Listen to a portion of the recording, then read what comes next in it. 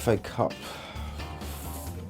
yeah, what an exciting draw we have. But before we get to the draw, we obviously had the bigger teams getting through. We had Everton taking care of Stevenage, we had Arsenal taking care of Coventry. There weren't any major shocks, but it set it up nicely for the next round. What a draw it is as well. Unbelievably, Man City played Chelsea, Arsenal played Liverpool, the top four in the division, all out inside the first two games. You would expect that whoever wins those respective games could be finalists, certainly semi-finalists. The FA Cup has lost a little something for me. It hasn't as yet provided those sort of third, fourth round giant killings, because the Giants are actually getting a lot stronger. But I think the next round we're going to see some really serious football. I think the Saturday game is Man City Chelsea at 5:15, I think, at the Etihad, and then 24 hours later you've got Arsenal Liverpool. I can't wait. I will personally be at those games myself, and I couldn't call it. They're both 50-50 games. I mean, the midweek Premier League fixtures, good, bad and indifferent for the teams at the top of the table. What did you have on Tuesday night? You had Arsenal down to 10 men towards the end of that game, but still eking out a point against a Southampton side that have been class most of this season. So Arsenal's point was considered to be disappointing. But what did you have on Chelsea? On Wednesday night, you had Chelsea versus West Ham, and I had a really funny feeling, and I told a couple of my colleagues in advance that I thought that West Ham would go there, park the bus. By the sounds of it, they parked the whole garage, and Chelsea couldn't get through.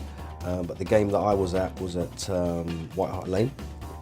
We had Tottenham being beaten 5-1 by the team that's everybody's favourites to win the league, that's Manchester City. All I can say is that David Silva run the show, but to a man, every single City player on that wet surface at White Hart Lane on Sunday was truly slick. It's going to take a very, very good team to beat City. I don't think anybody should hand it over to them right now, because we're only in January, almost February, but they are a good side, scoring goals for fun, and they've got some big names in reserve.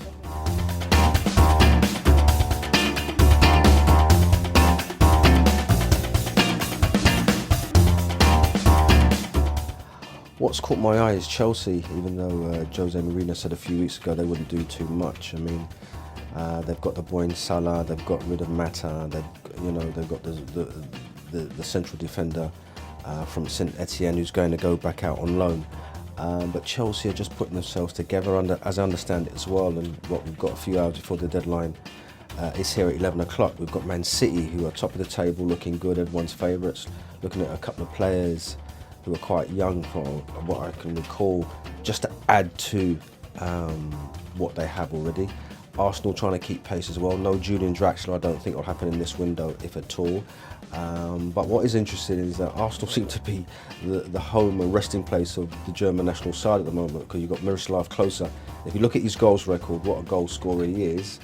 Wherever he's gone, he's scored goals. And if you add him to, your Mesut Ozils, your Pierre Mertesackers, the German brand and core down at Arsenal is come together. But I expect before 11 o'clock there's going to be a couple of shocks, a few last-minute .coms, and I think maybe the clubs at the bottom of the table will probably be busier than the ones at the top.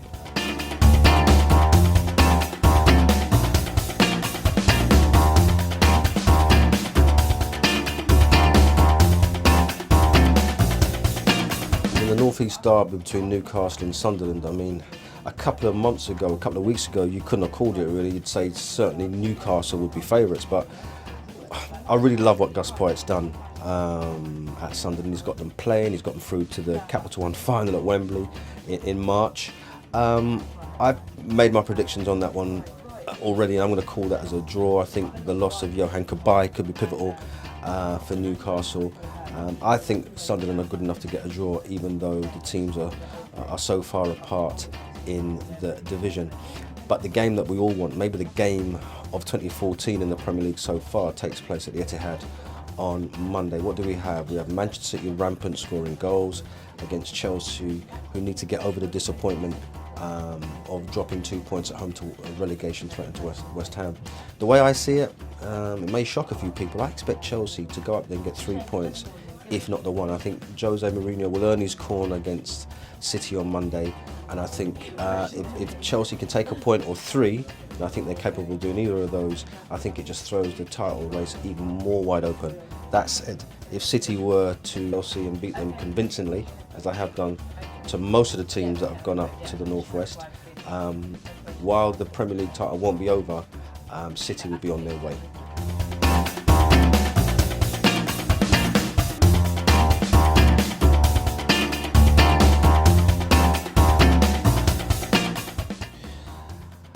I think the managers are in their corner at this time of the year. What we've got about 15 Premier League games to go, 45 points up for grabs. I mean, I think what Pellegrini has done at Manchester City has almost been seamless. I mean, Roberto Mancini didn't do too bad a job. He won them a title, I think got them to an FA Cup. I think they lost an FA Cup as well. But Pellegrini just seems to have said to his players, step on the gas, and they've done that marvellously well.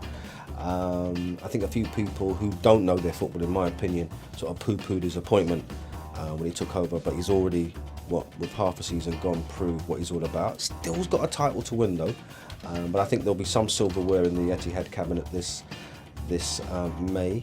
In terms of Mourinho, the old adage has normally been don't go back, and while it's looking good at the moment, I think that he's not now, with his Chelsea side just taking on Manchester United. You're talking about Manchester City now being serious players. You've got Arsenal, Liverpool, all on upward spirals. You've got Tottenham and Everton doing the same as well. So Mourinho has his work cut out to maybe get his club and his team to where he wants them to be. Lovely to see the old veteran Arsene Wenger, who looks like he's going to sign a new 2-3 year deal imminently, still doing his thing, and having been through a decade of mediocrity by his own high standards, he seems to be on the up and up. Managers will all earn their corn in the next few months, and I expect Pellegrini to come out on top, but as I said, no one's going to give him the title in February.